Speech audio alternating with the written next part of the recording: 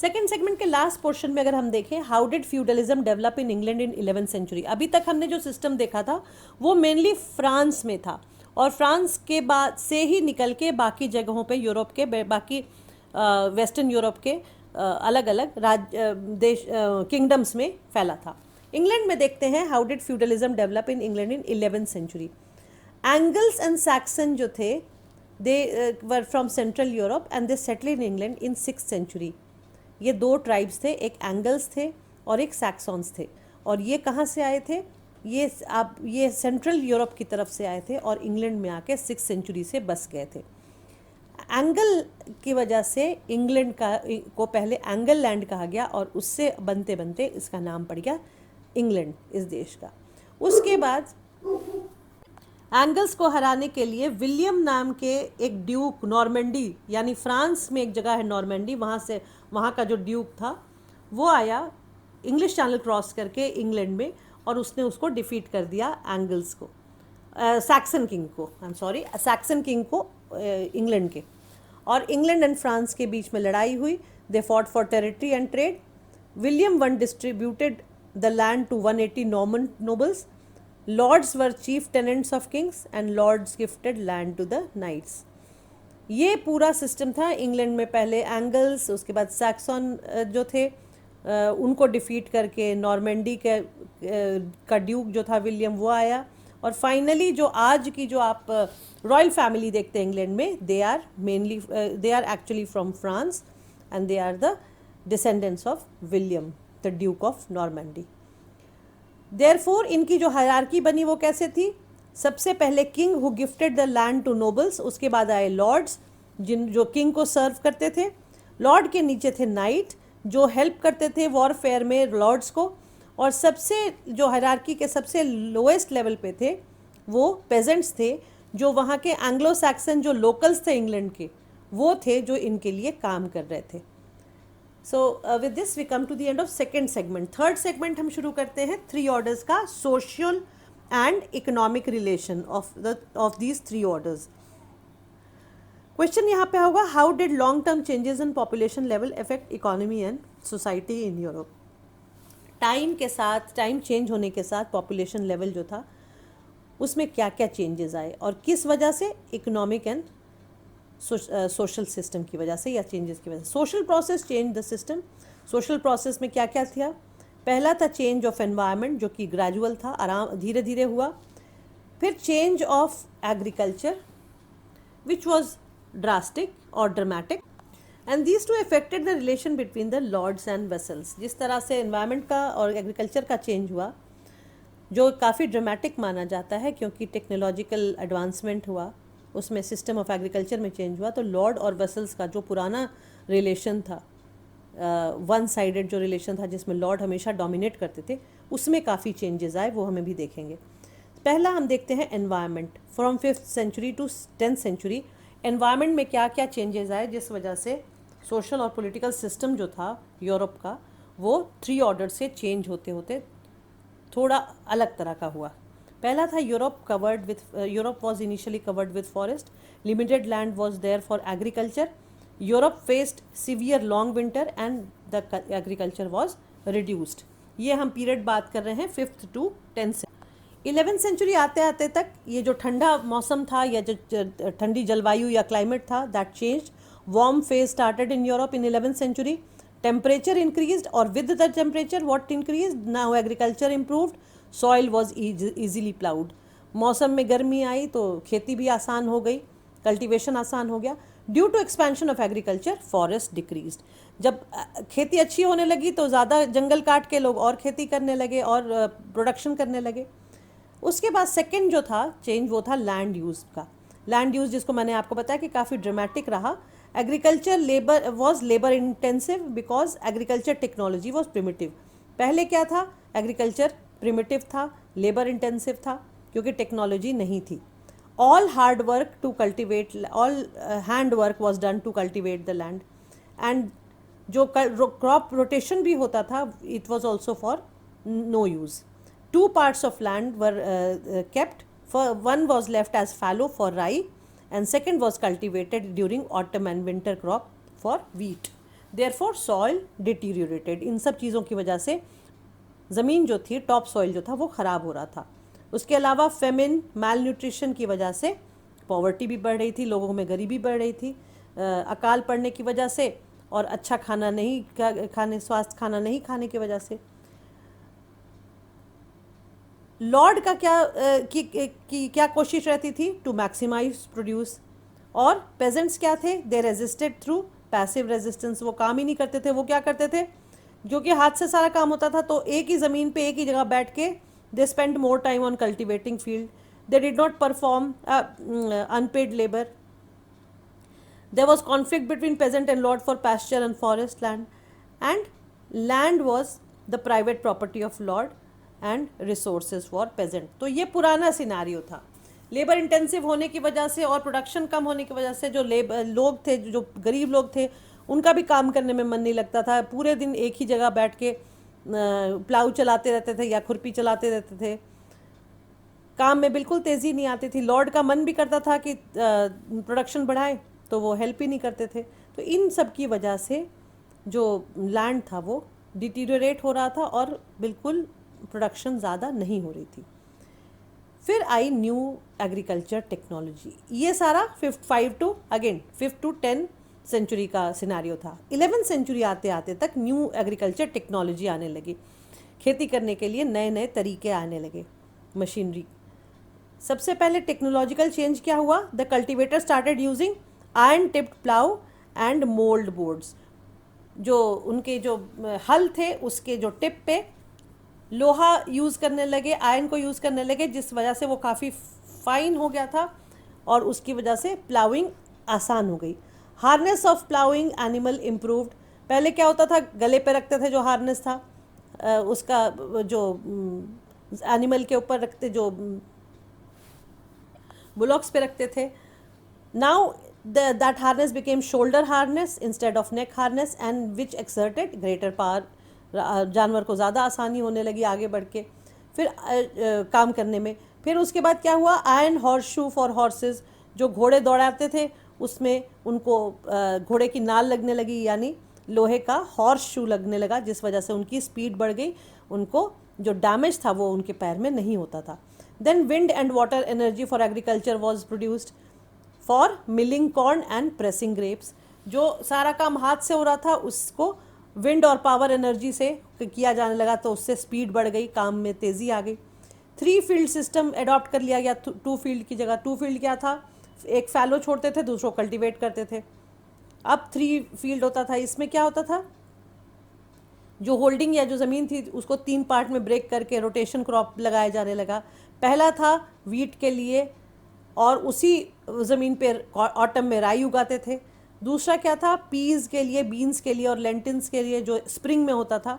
और तीसरे पार्ट को फैलो, यानी उसको परती छोड़ दिया जाता था ताकि उसके जो फर्टिलिटी है वो फिर से रिटेन हो सके।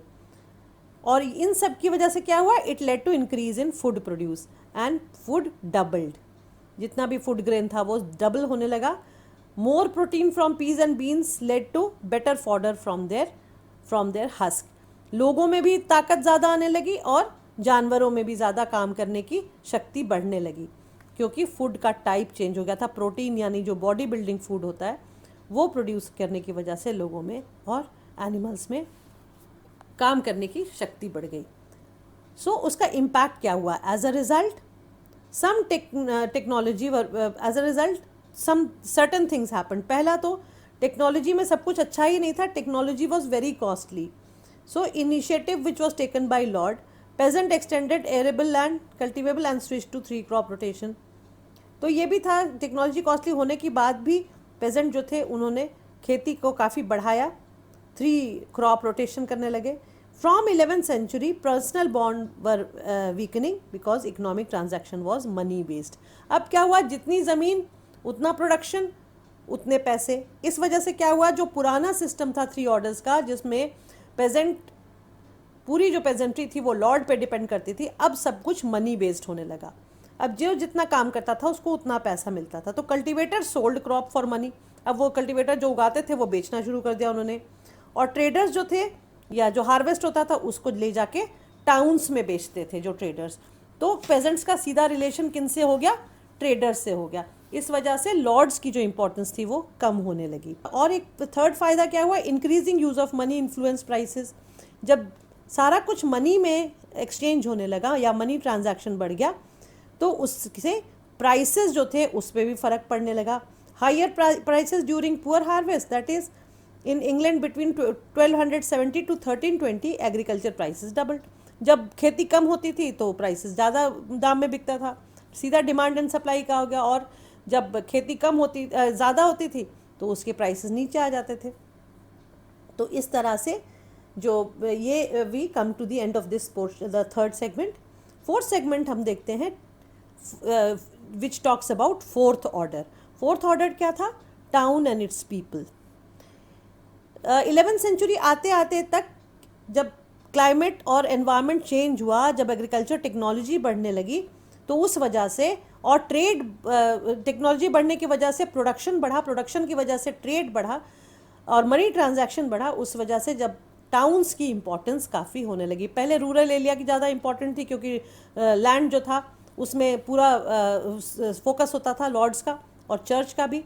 अब क्या हुआ कि जब सामान बिकने लगा, पैसा आने लगा, तो टाउन और उसके लोगों की इम्पॉर्टेंस बढ़ गई। तो यहाँ क्वेश्चन देखते हैं, discuss the growth of western European towns of 11th century as a result of agriculture increase. As I said कि प्रोडक्शन बढ़ने से पैसा बढ़ा, ट्रेड बढ़ा और उस वजह से टाउन्स की इम्पॉर्टेंस 11th सेंचुरी में आते आते तक होने लगी और इस टाउन को इसीलिए फोर्थ ऑर्डर का नाम दिया गया।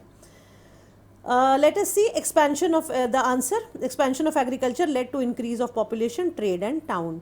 Population got better food and they had longer life in 13th century, but women did not eat properly, so did not live longer. यहाँ पे एक चीज़ देखते हैं कि इतनी तरक्की हुई फिर भी जेंडर बायस था, विमेन को ज़्यादा अच्छा खाना नहीं मिलता था, इसलिए उनका जो लाइफ स्पैन था वो नहीं बढ़ा।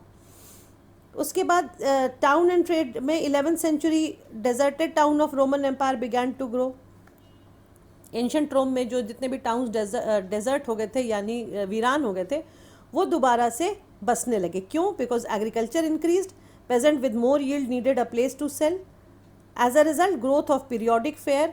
जब सामान बेचने के लिए जगह चाहिए थी तो समय समय पर उसका फेयर लगाया जाने लगा, यानी एक तरह से कहें तो मेला लगाया जाने लगा फूड प्रोडक्ट बेचने के लिए। Marketing centre with town features, ऐसी जगह जिसको टाउन कहा जाने लगा वहाँ पे मार्केटिंग सेंटर बना दिया गया। और इनके मेन फीचर्स क्या होते थे टाउन के? उसमें एक टाउन स्क्वायर होता था, एक चर्च होता था, प्रॉपर रोड्स होते थे, प्रॉपर शॉप्स होते थे, घर होते थे और ऑफिसेज होते थे। टाउन स्क्वायर में क्या, town people paid taxes to lords who own land on which town was built. Again जो टैक्स लोग लॉर्ड को दे रहे थे तो बदले में लॉर्ड जो था वो टाउन बना रहा था, वो ज़मीन दे रहा था अपनी टाउन्स बनाने के लिए और उसमें सारा ये एक्टिविटी सारी होती थी जो मैंने अभी आपको समझाया। Towns offered paid work and freedom, ये एक बड़ा अच्छा उस समय फ्रेज़ था या एक लोग बोलते थे कि जो टाउन जो था वो अच्छी नौकरी या अच्छा काम देता था और फ्रीडम भी देता था। कैसे? Many serfs ran away, hid in town, became free. नियम यह था कि 1 साल तक अगर कोई गांव से जो सर्फ है वो भाग के छुप जाता है टाउन में और नहीं मिलता तो उसको फ्री मान लिया जाएगा। तो ये लोग यही करते थे, जितने सर्फ थे मौका देख के भाग जाते थे, जाके 1 साल तक किसी भी तरीके से किसी टाउन में जाके छुप जाते थे अननोन आइडेंटिटी के साथ, और उसके बाद 1 साल के बाद वो निकल के फ्री होके आते थे और अपना जीवन अच्छे से बिता लेते थे। Numerous labour, shopkeepers and pageants were specialized in skilled works like bankers, lawyers. Population was 30,000 approximately, इसलिए इसको फोर्थ ऑर्डर कहा जाने लगा टाउन्स को। स्पेशलाइजेशन ऑफ वर्क हो गया, स्किल्ड लेबर को या स्किल्ड वर्क को इम्पोर्टेंस दिया जाने लगा। उसके बाद ट्रेड में अगर हम देखें तो the basis of economic organisation was guild. Guild होती थी वो ऑर्गेनाइजेशन जो कि क्वालिटी को कंट्रोल करती थी और प्रोडक्शन को कंट्रोल करती थी। So the basis of economic organisation was guild and guild controlled quality of product, price and sale. Guild house for ceremonial functions, meeting of guild heads. एक प्रोफेशन के या एक ऑक्यूपेशन के जो लोग होते थे, एक तरह की जो चीज़ प्रोड्यूस करते थे, वो अपनी एक ऑर्गेनाइजेशन बनाते थे जिसको वो गिल्ड कहते थे। उस गिल्ड में एक हेड होता था, एक लीडर होता था, बाकी उसकी बात सुनने वाले जो उनकी टीम होती थी, वो लोग प्राइस कंट्रोल करते थे, सेल को कंट्रोल करते थे और क्वालिटी ऑफ प्रोडक्ट भी कंट्रोल करते थे। समय समय पे मीटिंग करते थे जो कि गिल्ड हेड्स के साथ होती थी। देन टाउन वॉल्स को लुक आफ्टर करने के लिए गार्ड्स रखे जाते थे। Musicians played on feast function and in keeper, जो सराय के जो मालिक होते थे, दे सर्व द ट्रैवलर्स, जो लोग आते थे शहर में अपना सामान बेचने के लिए, उनके लिए इन होते थे, यानी धर्मशालाएं जिनको कहा जाता है, या सराय जिनको कहा जाता है, वहाँ पे ट्रैवलर्स रुकते थे और उनको एंटरटेन करने के लिए प्रॉपर म्यूजिशियंस होते थे, उनके लिए फीस्ट यानी पार्टीज़ होती थी, फंक्शंस होते थे। 11th सेंचुरी में कमर्शियल टाउन और कैथीड्रल टाउन दो पार्ट में टाउन्स बटे हुए थे। जो टाउन्स के बारे में हमने 11th सेंचुरी के टाउन्स के बारे में, उसके ग्रोथ के बारे में बात की, उसके रीज़न ऑफ ग्रोथ के बारे में, वो दो तरह के टाउन्स होते थे। पहले होते थे कमर्शियल टाउन। कौन से होते थे?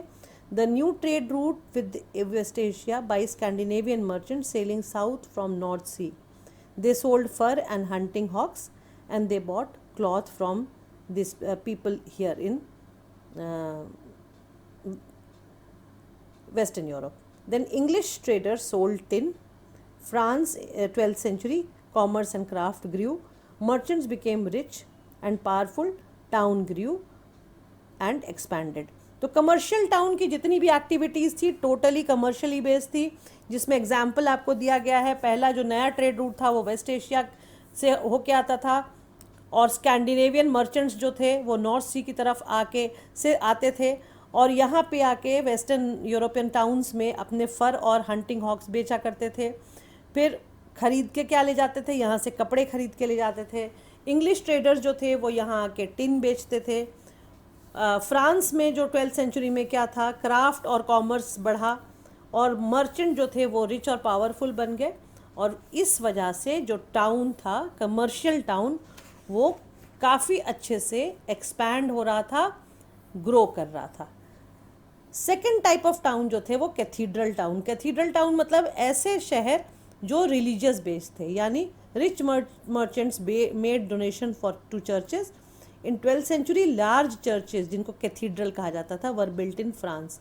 शुरू से अगर हम देखें चैप्टर को तो हम फ्रांस बेस मान के सारे सिस्टम को चल रहे हैं, कहीं कहीं पे इंग्लैंड का मेंशन है। तो फ्रांस में they belong to monasteries, money and material contributed by rich people, built of stone, area around it populated and became pilgrimage, and small towns were built around cathedral. Cathedral किसको कहा जाता था? जो बहुत huge churches होते थे। उसके बाद उसके आसपास जब लोग आके रहने लगे, उससे रिलेटेड जितनी भी एक्टिविटीज़ थी उस तरह के लोग रहने लगे, तो उसके आसपास उन्होंने धीरे धीरे टाउन्स अपने अपने घर बना लिया और उससे कैथीड्रल टाउन बन गया। So these small towns were built around the cathedral and they were designed such as priest voice could be heard clearly, singing of monks, chiming of bells and calling people for prayer. बीच में church होता था, आसपास जितने घर होते थे, जो towns होते थे, चर्च के जो टॉप लेवल पे ऊपर में टॉप स्टोरी में प्रेयर अनाउंसमेंट के लिए प्रीस्ट की आवाज़ ध्यान से बिल्कुल आराम से सुनाई दे जाती थी। मंक्स जो होते थे वो कॉयर में होते थे, वो रिलीजियस जो सिंगिंग होती थी वो करते थे, बेल्स बजाए जाते थे और दूर दूर से लोगों को प्रेयर के लिए इस तरह से बुलाया जाता था। उसके बाद जो चर्चेज़ होते थे उसमें स्टेन ग्लास, जो कलर्ड ग्लास होते थे जिसके ऊपर पेंटिंग होती है, वो लगाए जाते थे। इसका क्या रीज़न था? दिन के समय सनलाइट जो थी वो बाहर से जब अंदर चर्च में आती थी तो बिल्कुल एक तरह से जिसको कहते हैं रेडियंट इनसाइड द कैथीड्रल, बिल्कुल सतरंगी रंग से पूरा रंग जाता था अंदर कैथीड्रल, बहुत खूबसूरत लगता था। सनसेट के बाद अंदर जो कैथीड्रल के अंदर जो कैंडल्स जलते थे उससे इन स्टेन ग्लास से होते हुए उसकी जो रोशनी थी वो बाहर दूर तक जाती थी और काफ़ी दूर से लोगों को पता चल जाता था कि यहाँ पे कोई टाउन है। वहाँ पे वो आके रुक के चर्च में वो अपना विज़िट कर सकते थे। Stained glass had pictures of Bible and which was very good for illiterate. जो लोग आते थे वो उसमें इलिटरेट भी होते थे लोग, उनके लिए इन स्टेन ग्लासेस के ऊपर जो पेंटिंग्स बनाई जाती थी वो जनरली बाइबल की स्टोरीज़ होती थी, जो लोग देख के काफ़ी खुश होते थे, काफ़ी उससे इम्प्रेस होते थे। और उनको काफ़ी कुछ बाइबल की स्टोरीज़ के बारे में समझ भी आ जाता था। तो ये था कैथीड्रल टाउन का डिज़ाइन। अब हम आते हैं fifth segment of the chapter में, that is called 14th century crisis. हमने 5 to 10 सेंचुरी की प्रॉब्लम्स देखी, फिर 11th सेंचुरी की इम्प्रूवमेंट देखी। 11th से लेके 13th सेंचुरी तक का जो डेवलपमेंट था, जो खुशहाली थी टाउन्स की, फोर्थ ऑर्डर जो था, वो सब देखा। अब हम आते हैं 14th सेंचुरी में। फिर एक बार 14th सेंचुरी में क्राइसिस का माहौल बन गया, और क्राइसिस का माहौल जो था उसमें फैक्टर्स कौन कौन से काम कर रहे थे? Climate, social unrest and political change. Question यहाँ पे है, by 14th century Europe's economic expansion again slowed down, why? Or what factors led to 14th century crisis in Europe? Climate एक बार फिर काफ़ी ठंडा होने लगा, सोशल अनरेस्ट हो गया कई कारणों से, और पॉलिटिकल चेंजेस आए, जिस वजह से जो मेन रीज़न जिसको माना जाता है 14th सेंचुरी क्राइसिस का। सबसे पहले हम क्लाइमेट देखते हैं, which was the major reason for the 14th century crisis. In northern Europe, after 300 years of warm summer, bitter cold climate again set in, leading to reduced crop. यानी 300 साल के बाद, 300 साल की जो गर्मी थी, यानी 11, 12, 13, 300 साल जो थे 11th सेंचुरी से लेके 13th सेंचुरी तक का, उसमें काफ़ी अच्छा माहौल था, काफ़ी वार्मथ था। अब फिर से 300 साल के बाद बिटर कोल्ड शुरू हो गया इस पूरे वेस्टर्न यूरोप के रीजन में। इस वजह से क्रॉप्स रिड्यूस हो गए, समय समय पर ओशनिक फ्लड आने लगा, स्टॉर्म्स आने लगे, यानी तूफान उठने लगे, जिस वजह से जितने भी फार्म स्टेड थे, इनके जो बड़ी बड़े जो ज़मीनें थी खेती की, वो डिस्ट्रॉय होने लगी। और काफ़ी 300 साल तक इतनी इंटेंसिव फार्मिंग हो रही थी कि पूरा सॉइल जो था वो एग्जॉस्ट हो गया, despite 3 crop rotation. Then there was a shortage of pasture land, and due to which cattle was also reduced. खाने को नहीं था तो जानवर भी मरने लगे। More population, less resources led to famine. अकाल पड़ गया, ज़्यादा लोग थे, रिसोर्सेज कम होने लगी, तो अकाल की स्थिति आ गई। Trade was hit by shortage of currency, metal money, that is shortage of silver, leading to mixing of silver with cheap metal. जो करेंसी थी वो कम होने लगी, क्योंकि इनके जो सिल्वर माइंस थे वो एग्जॉस्ट हो रहे थे, इस वजह से ट्रेड को भी धक्का पहुंचा। Then ships coming from distant country brought rats which led to bubonic plague. इतनी सारी मुसीबतें कम थी कि एक और बड़ी मुसीबत ये आ गई कि जो बाहर से शिप्स आते थे सामान लेके ट्रेडिंग के लिए, उनके साथ शिप्स पे बैठ के चूहे भी आने लगे बाहर के देशों से, जिसकी वजह से पूरे वेस्टर्न यूरोप में ब्यूबोनिक प्लेग फैल गया, जिसको ब्लैक डेथ कहा जाने लगा।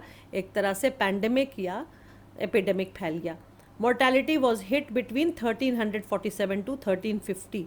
इन 3 सालों में, यानी 14th सेंचुरी के मिड में, मोर्टैलिटी रेट जो था वो 20% people almost died due to these problems, mainly the problem of bubonic plague.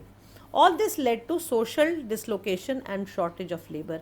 इतनी सारी जो मुसीबतें आई 14th सेंचुरी में, उसका 3 मेन इम्पैक्ट हुआ। पहला, imbalance between manufacture and agriculture, prices of agriculture dropped and wage rates increased.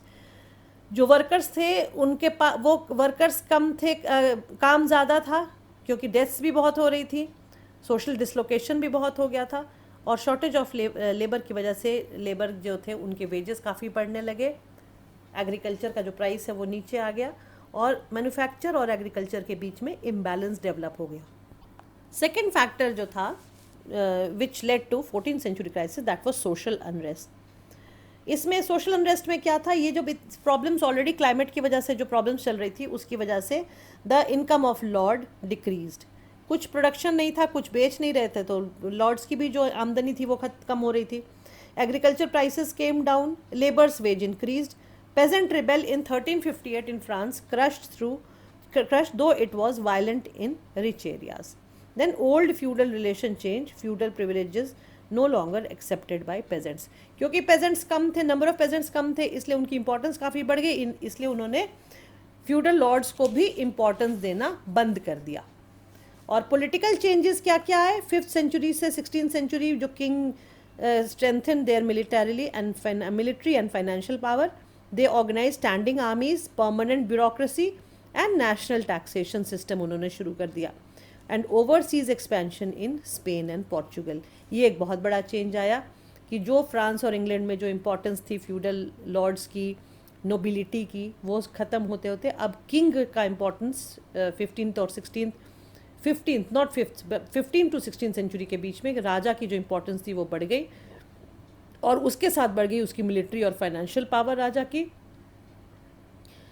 उनके पास organised well paid standing army होने लगी, और उन्होंने ब्यूरोक्रेसी को परमानेंट कर दिया, और टैक्सेशन का जो सिस्टम कर दिया वो नेशनल लेवल पे अब कर दिया। और अब आके स्पेन और पोर्चुगल जो कंट्रीज़ थे, उन्होंने पहली बार अपने कंट्रीज से निकल के ओवरसीज़ एक्सपेंशन शुरू कर दिया, यानी साउथ अमेरिका और सेंट्रल अमेरिका की तरफ वो बढ़ने लगे, अपने आप को अपने ट्रेड को या अपने अचीवमेंट्स को एक्सपैंड करने के लिए। और इसमें हम एक चीज़ देखेंगे, अभी तक हम नोबिलिटी के बारे में पढ़ रहे थे, अचानक हमने 15-16 सेंचुरी में देखा कि किंग्स की इंपॉर्टेंस बढ़ गई। व्हाट वाज द रीज़न, यानी reason for triumph of monarchy. क्या रीज़न था इसका? इसका रीज़न था the social changes of 12th and 13th century. जो 12th और 13th सेंचुरी में सोशल चेंजेस आ रहे थे, उस वजह से किंग की जो इम्पोर्टेंस थी, क्योंकि सब कुछ करेंसी बेस्ड था, इसलिए पेजेंट्स की इम्पोर्टेंस बढ़ गई थी, और उस वजह से लॉर्ड्स की जो इम्पोर्टेंस थी वो कम हो गई और किंग की इम्पोर्टेंस बढ़ गई। Dissolution of feudal system of lordship and vassalage, as I said, slow rate of economic growth, kings controlled subjects as a result. Economic growth इतना नीचे चला गया कि राजा ने सब कुछ कंट्रोल करना शुरू किया। राजा पहले भी होते थे, लेकिन उस समय क्रिश्चियन चर्च की और नोबिलिटी की इम्पोर्टेंस थी, लेकिन अब राजा की इम्पोर्टेंस फिर एक बार वापस बाउंस बैक कर गई। King introduced professionally trained infantry with guns and artillery, as I said before also, कि इनके पास ट्रेंड आर्मी होने लगी। King increased taxes, got enough revenue for army। अच्छी आर्मी, स्टैंडिंग आर्मी थी, क्योंकि रेवेन्यू अच्छा आता था तो पैसे जो थे इनके सैलरी मिलती थी आर्मी को, तो ये अच्छे लोग आने लगे। Aristocracy resisted, lesser nobles resisted this royal power. Nobility को ये बात पसंद नहीं आ रही थी, इसलिए उन्होंने रेजिस्ट किया। लेकिन religious wars in France in 16th century was conflict between royalty and religious liberties। again आपस में रॉयल्टी यानी किंग और जो रिलीजियस यानी जो चर्च से रिलेटेड जो लोग थे, उनके बीच में भी कॉन्फ्लिक्ट्स होने लगे 16th सेंचुरी में फ्रांस में। दोनों में जो सरवाइव कर पाए वो थे nobility. And why did they survive? Because पहले तो उन्होंने रेजिस्ट किया राजा की पावर को, बाद में वो अपना फ़ायदा देखने के लिए they joined the kings, they became kings loyalist, king के लॉयल बन गए। Lords were given permanent position in administrative service. जो लॉर्ड जो था उसको, क्योंकि वो ऑलरेडी पहले से ही काफ़ी जानकार थे हर चीज़ के, तो इसलिए उनको परमानेंट पोजीशन दे दिया गया एडमिनिस्ट्रेटिव सर्विस में। राजा ने अपने अंडर में उनको एडमिनिस्ट्रेटर्स बना दिया। और king had patron client relationship, हर एक इस फील्ड में उसने वो अपने आप को पेट्रन मानने लगा, और लोग उसके कांटेक्ट में आते थे, वो उनके क्लाइंट होते थे। That is ensured cooperation by giving money. हर बात के लिए राजा पैसा देने को तैयार होता था, इसलिए उसका सब काम सही तरीके से चल रहा था। Merchants and bankers had access to court through money. नया कम्युनिटी थी मर्चेंट्स और बैंकर्स की, जो कोर्ट से भी उनका एक्सेस था, यानी वो कोर्ट से भी उनका अप्रोच था कोर्ट में, क्योंकि दे वर डीलिंग इन मनी। क्योंकि किंग हर चीज़ के एपेक्स में था, या सबसे ऊपर उसकी जो पोजीशन थी, इसलिए कोर्ट्स में भी नॉन फ्यूडल एलिमेंट्स की जगह बनने लगी। जो नॉन फ्यूडल लोग थे वो लोग भी कोर्ट में अपनी जगह पाने लगे, और स्टेट सिस्टम में भी अपनी जगह पाने लगे, through which wages were paid by king. और जितना भी वेज का सिस्टम था, या जो सैलरी का या इनकम का जो सिस्टम था, वो सीधा राजा की तरफ से आता था। इस वजह से नोबिलिटी का पावर कम हो गया after 14th century, that is 15th and 16th century में। और importance of those people who were important to kings, उनका काफ़ी प्रभाव पड़ गया समाज में। अब हम आते हैं, इसके साथ हमारा 14th सेंचुरी क्राइसिस और उसका जो आफ्टर इफेक्ट या ट्रायम्फ ऑफ मोनार्की जो था, ये हम यहाँ तक ये ख़त्म होता है। और final part of the chapter पे हम अब आते हैं, कंक्लूजन। हिस्ट्री से, as we say that we learn from history, तो यहाँ पे भी these changes shaped later history of France and England.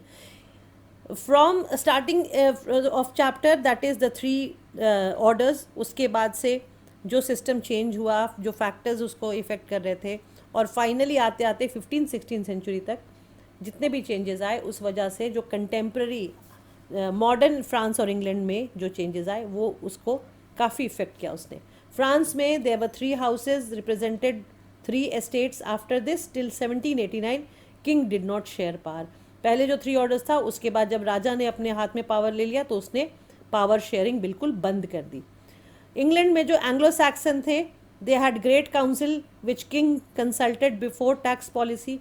पहले जो थे वो नॉर्मेंडी को सारा कंट्रोल कर रहे थे, अब जो एंग्लो सैक्सन थे, क्योंकि वो मेजॉरिटी में थे, उन्होंने भी अपनी काउंसिल बनाई थी और राजा उनको हमेशा हर टैक्स पॉलिसी से पहले कंसल्ट करता था। इस काउंसिल को क्या कहा जाने लगा? पार्लियामेंट, PARLIAMENT, संसद जिसको हम हिंदी में कहते हैं। पार्लियामेंट में 2 हाउसेस बन गए या 2 ग्रुप्स बन गए। पहला था हाउस ऑफ लॉर्ड, यानी हाउस ऑफ लॉर्ड में लॉर्ड्स और क्लर्जी आते थे, और दूसरा था हाउस ऑफ कॉमन्स जिसमें टाउन एंड रूरल पीपल आते थे। और यहाँ एग्जाम्पल देखें चार्ल्स का, किंग चार्ल्स का एग्जाम्पल, तो उसने 11 ईयर्स तक पार्लियामेंट को नहीं बुलाया, यानी कॉल नहीं किया for any consultation. He did not call parliament for 11 years between 1629 to 1640, but finally when he called it, he was resisted. जब उसने पार्लियामेंट को बुलाया तो पार्लियामेंटेरियन जितने भी थे उन्होंने उसको रेजिस्ट किया, और फाइनली किंग चार्ल्स को एग्जीक्यूट कर दिया गया, फांसी पे चढ़ा दिया गया। उसके बाद इंग्लैंड में एक रिपब्लिक इस्टेब्लिश किया गया, but monarchy was still there and a republic was establish but monarchy restored. Monarchy को फॉर नेम सेक रखा गया, लेकिन नेशन का जो हेड था उसको मोनार्की को ही बनाया गया। And with this today's scenario in France and England is what? France is a republic and England is a constitutional monarchy with parliament having real power in their hands to run the country. With this we come to the end of this chapter, that is 3 orders. Thank you very much. Dear students, अगर मेरा video पसंद आया हो तो इसे अपने friends के साथ शेयर करें, लाइक करें और चैनल सब्सक्राइब करें। Thank you.